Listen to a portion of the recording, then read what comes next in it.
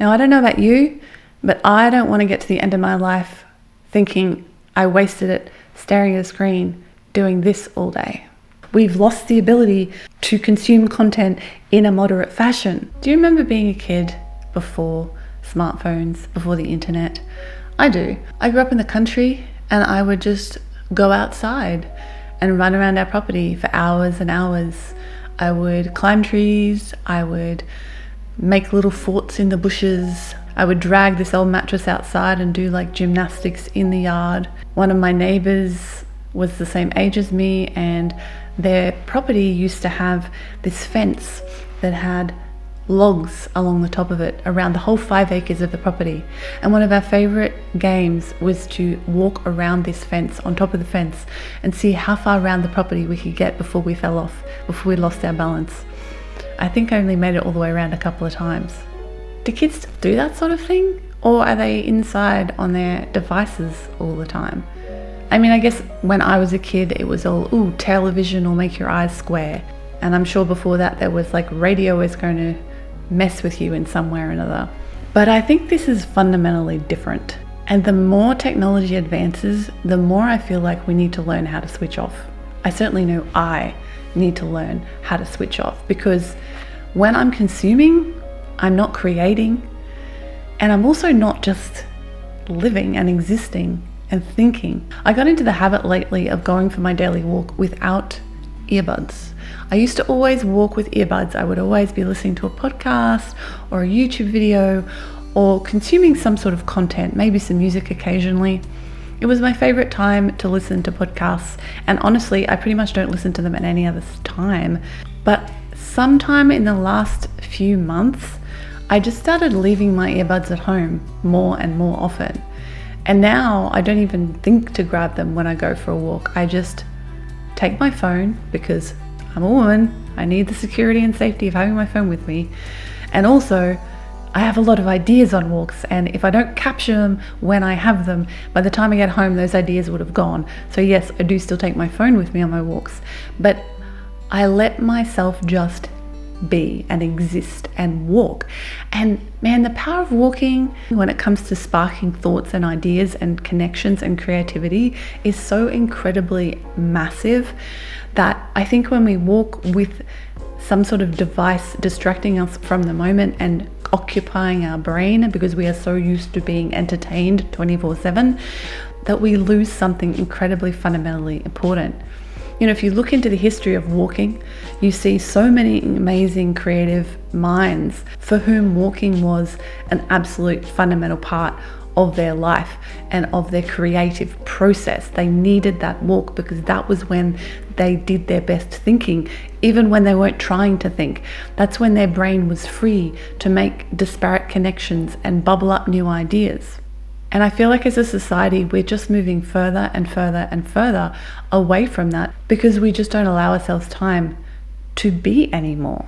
I mean, I hear about people who listen to a podcast in the shower, or even take their phone in the shower with them and watch something. I mean, I feel like this is getting out of hand at this point. Surely we can spend a few minutes to take a shower without consuming content while we're doing it. What drives this? Why do we feel so compelled to be consuming content and distracting ourselves from our own minds and our own experiences so often? Sure, there's some crazy stuff happening in the world right now, but honestly, if you look at statistics and reality of the standard of living, especially in the Western world, we are living in like the safest, most abundant time in history, and yet we still feel like we need to detach and dissociate ourselves from our existence on an almost continuous basis. We seem to have lost the capacity to be bored and just allow ourselves to be bored. And I am in no way immune to this. Like, I am reaching for this thing so many times a day, it's absolutely ridiculous. You know, first thing in the morning, last thing before bed, whenever I have a spare moment. It's just such an instinctual thing now to just pick up your phone and open your drug of choice, whatever social media or website or whatever the heck that might be. We all have our own things that we are drawn to, and just get sucked into whatever reality is playing out in front of us. Generally, the thoughts and ideas and experiences of other people.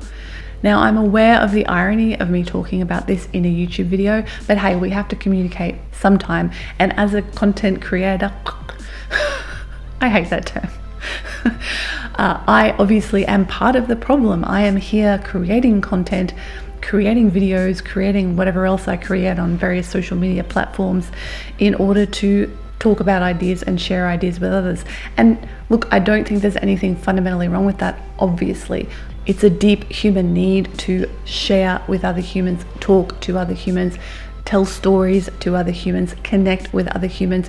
It's just that a lot of the time these days we're trying to do it through a screen instead of face to face in reality. So I'm certainly not sitting here being anti-content at all.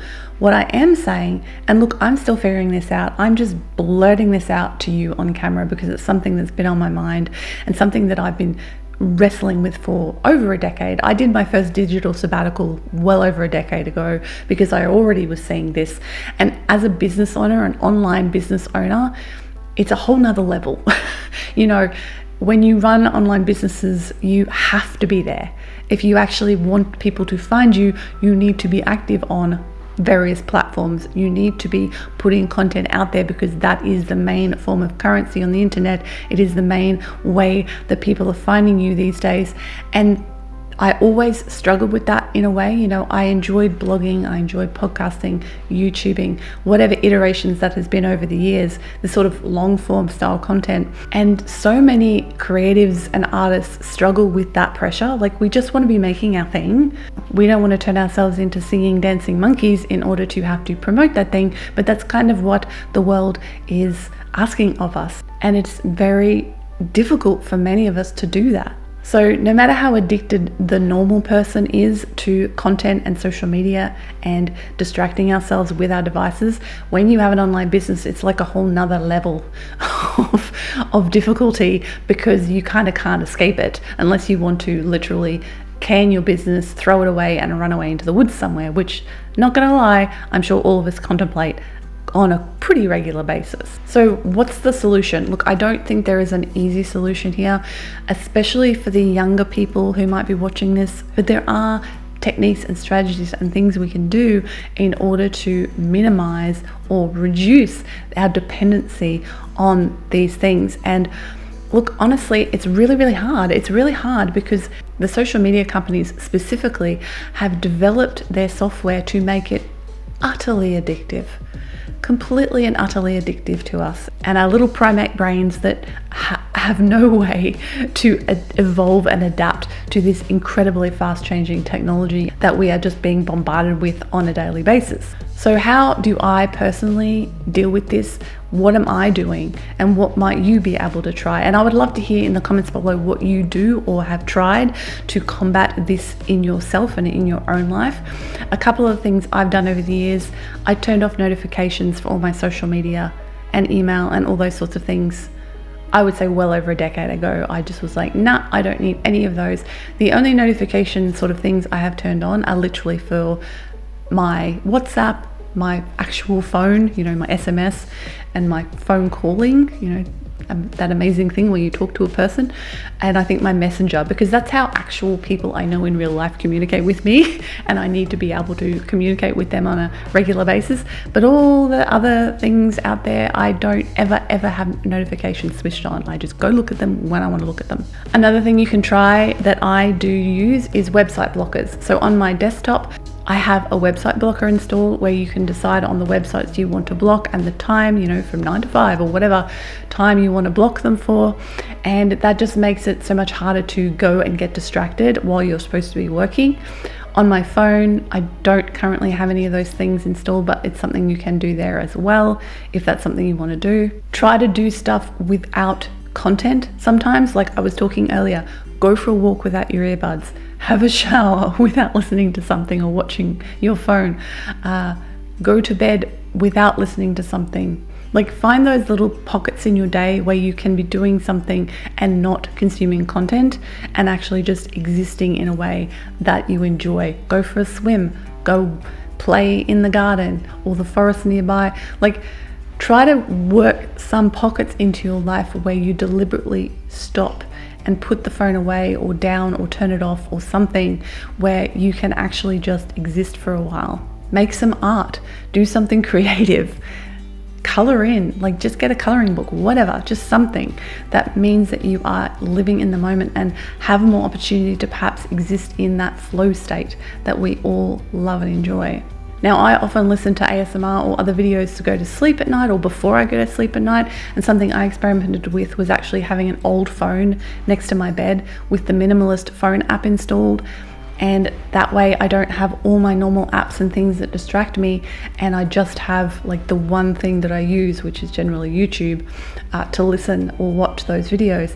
And then my other phone is somewhere else, whether it's in a drawer or somewhere out of reach, and that just kind of makes it way harder to actually get sucked into, you know, checking my email or looking at social media when I'm supposed to be trying to sleep. Try a no scroll day. So I came up with this idea as kind of a compromise between completely not looking at your phone at all, because, you know, what if I need to use Google Maps for directions? What if I need to look up the answer to something that I'm working on?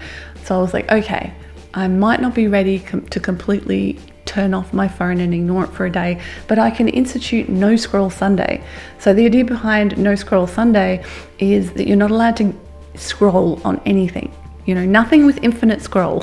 You're not allowed to even get on those platforms, because unless you want to post something and run, because you will get sucked into the scroll. So that is kind of a midway point, you know, no YouTube, you can't scroll on YouTube, you can't scroll on Threads or Instagram or TikTok or anything else. You can only kind of look stuff up or use your phone as a practical device for a purpose. And I found that really good, because the platforms that generally suck me in personally, and probably you as well, are the ones you can just scroll on and you get stuck in that infinite scroll loop. The next thing I personally want to try is content-free days. Now, I guess I could step this up by going, I'm going to do like an internet-free day, and then I'm going to do a content-free day completely. I'm kind of scared to do that, because a content-free day means nothing. It means no reading of anything. It means no listening to anything. It means no watching anything. It just means existing in the world and like having to do stuff, or just stare into space. Like, when was the last time you spent an entire day without consuming content? Like, has that ever happened in your entire life, ever? I don't know if it's ever happened in my life. Like, even when I've been on hiking trips and stuff, I would take my Kindle with me, and before bed at night I would read a story. Now again, I'm not saying there's anything wrong with content in moderation, but the problem is we don't have any moderation anymore. We've lost the ability to consume content in a moderate fashion. It's just become ubiquitous, it's become constant, and it just leaves no room for anything else. So yeah, I'm planning on experimenting with a content-free day, then maybe a content-free weekend, and then maybe even a content-free week. I don't know, that sounds absolutely terrifying to me, but we'll see what happens. And don't worry, if I do it, I will tell you about it here on the channel. So do you feel this way? Do you wonder what your life would be like, or what your days or your time would be filled with if you weren't constantly distracting yourself with content? Are you going to try any of the things I've suggested in today's video, or are there things that you've tried that have worked really well for you that you want to share with us below? I think this is such a huge issue, and I can't see how it's going to get better without us consciously deciding to change how we spend our lives and how we spend our time. Now, I don't know about you, but I don't want to get to the end of my life thinking I wasted it staring at a screen doing this all day.